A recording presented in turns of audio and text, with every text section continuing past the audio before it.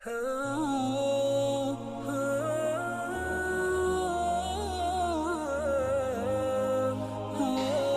pendengaran kita. Banyak isu fitnah macam-macam yang kita dengar. Dari lingkungan, gosip, fitnah. Ada orang membawa berita yang membuat kita sakit hati. Dah usah dengar. Dah usah dengar.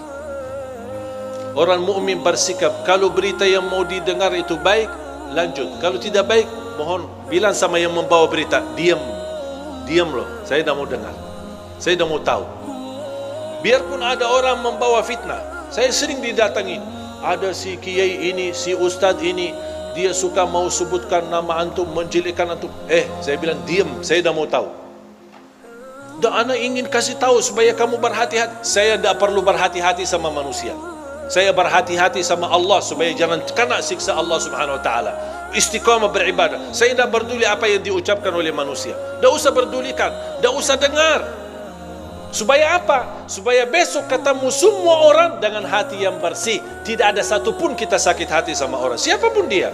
Mau dia ustaz, mau dia pejabat, mau dia tetangga, mau dia sahabat. Coba kira-kira perasaan, kita kan manusia. Tidak ada yang bisa menjaminkan hatinya. Kalau anda besok mendengar fitnah dibawa oleh temanmu sendiri atau tetanggamu, kira-kira besok anda mau salaman sama dia? Biarpun anda berkenan salaman, kira-kira hatinya bersih atau sakit hati?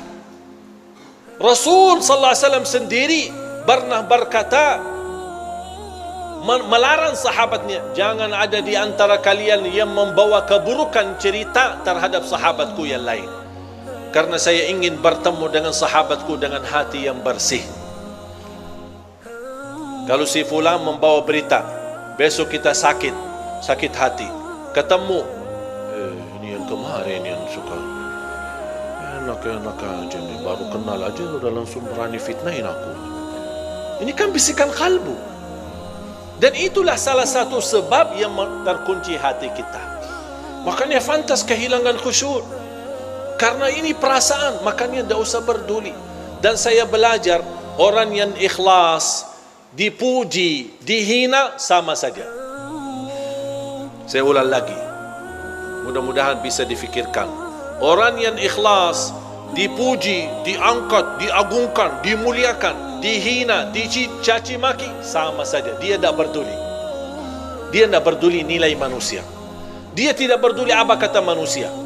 Manusia senang, dia tidak peduli. Manusia tidak senang, apalagi dia tidak peduli. Yang dia pedulikan, Allah senang, Allah suka, Allah ridha, Allah mau, sudah selesai. Kalau kita bisa hidup insya Allah dengan seperti ini, insya Allah kita punya hati nurani, akan baik sama semua orang dan selalu berbaik sangka. Jangan kita selalu bertafsir sendiri. Dua orang duduk di sana, mereka bisik apaan ya? Jangan-jangan aku yang pusing kita. Coba kalau kita berduli apa kata orang, wallahi kita yang pusing, bukan mereka. Coba kalau kita lupakan, kita abaikan.